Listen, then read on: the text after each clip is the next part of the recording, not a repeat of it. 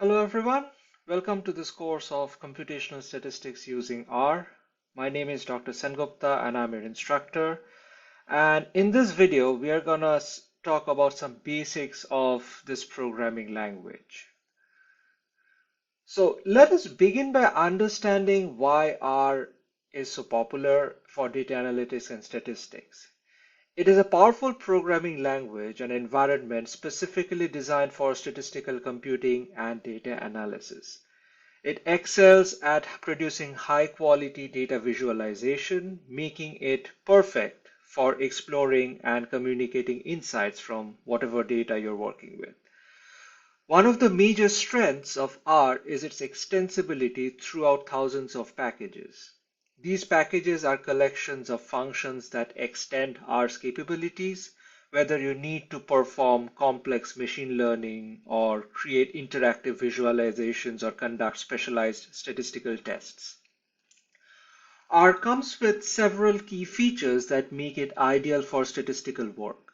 First, it is open source and freely available, meaning anybody can download it and use it without any cost. Second, it has an active community of users and developers who provide comprehensive documentation and support. And finally, R includes numerous built-in statistical functions and data structures that are designed specifically for data analysis and workflows. Some of the common uses are, first and foremost, R is great at data manipulation and cleaning. So before any analysis can happen, data typically needs to be organized, filtered, and transformed.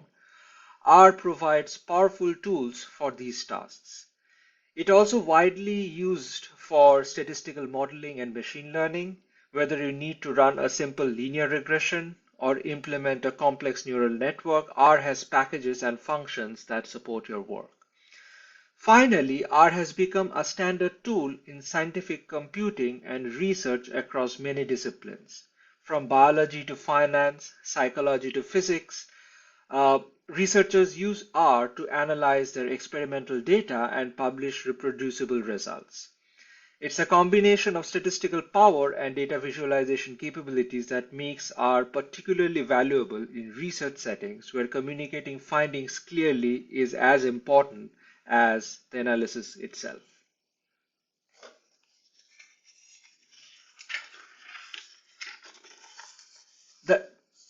So the interface of R consists of several key components that you'll work with regularly. First is the console window where you enter commands and see immediate output. This is where R executes your code and displays results. Next, we have the script editor, which is where you write and save your R codes. Unlike commands typed directly into the console, the scripts can be saved, edited, and run multiple times, making your work reproducible.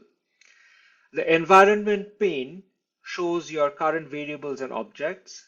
This provides a useful overview of what data is currently loaded into the memory and available to work with. And finally, there is a multipurpose viewing plane for plots, help documentation, files, and package management. This area changes based on what you're currently working on.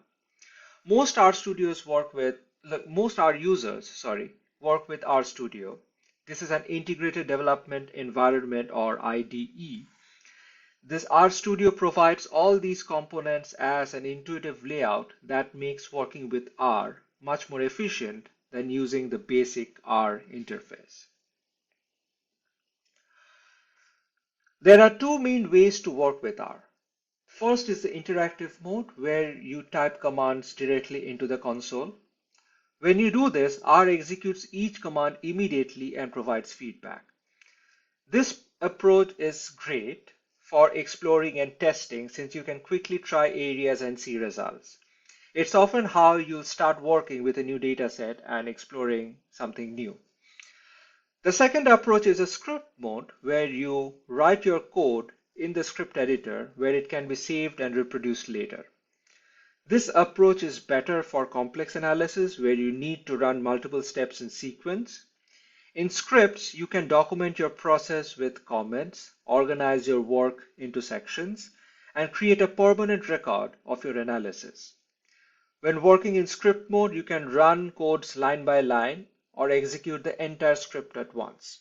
The flexibility allows you to develop and test your code incrementally while maintaining a complete workflow document.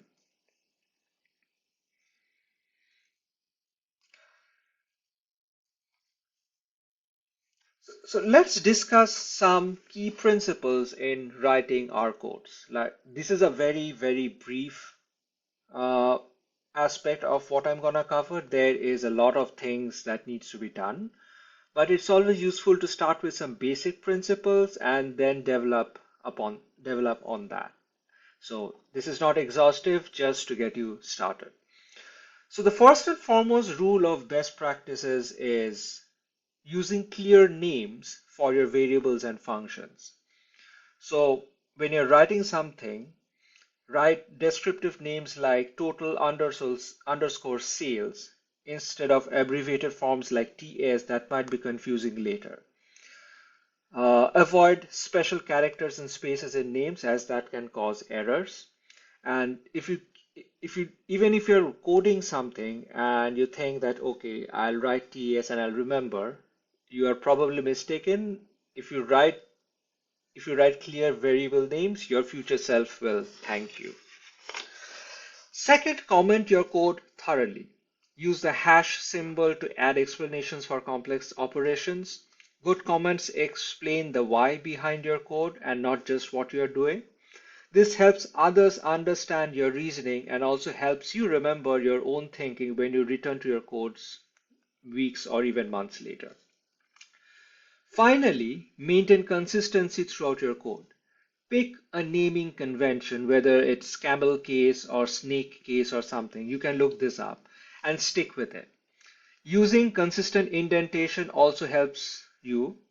It helps make the code look more readable, especially in functions and loops where proper indentation makes the structure much clearer. Let's talk about some of the essential habits of an effective R workflow. First and foremost, always save your work frequently. Saving scripts as you develop them, keeping backup copies is important. And then the few seconds it takes helps you save a lot of time later on if you are kind of like trying to recover lost work. Second, organize your workspace properly. Clear unused variables using the command rmlist equals ls when appropriate to free up memory and reduce confusion. Structure your scripts so that each one serves one main purpose. This makes your codes more maintainable and easier to troubleshoot. Third, implement some sort of version control. At minimum, use meaningful file names that includes dates or version numbers. For larger projects, you can consider using Git, which tracks all changes in your code and allows you to revert to a previous version if needed. While working with data in R, always check thoroughly before analysis. Use functions like head to view the first few rows, string to examine the structure, and summary to get descriptive statistics. These functions help you verify data types and identify missing values early. Keep your raw data separate from processed data. Never modify your original data files directly. Always work with copies. This preserves your ability to start fresh if needed. Save processed data sets separately with clear naming conventions. You can take advantage of the R's inbuilt functions, especially the vectorized operations. These functions process entire vectors at once rather than one element at a time, making your code faster and more efficient. Avoid loops when possible as they tend to be slower, but I also think that in some cases loops are great. So this is more of a judgment call, but we will come to that in just a bit.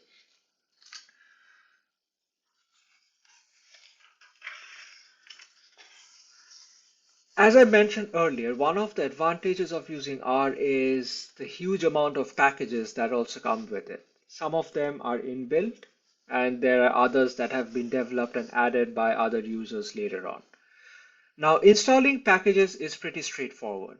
For packages hosted on CRAN, use the command install.packages and then the package name. Then the package will get installed directly from their directory. You can also install packages from GitHub, for which you need to use devtools install underscore GitHub and then type in the user directory. Some essential packages include library which loads a package to load a package into your current session.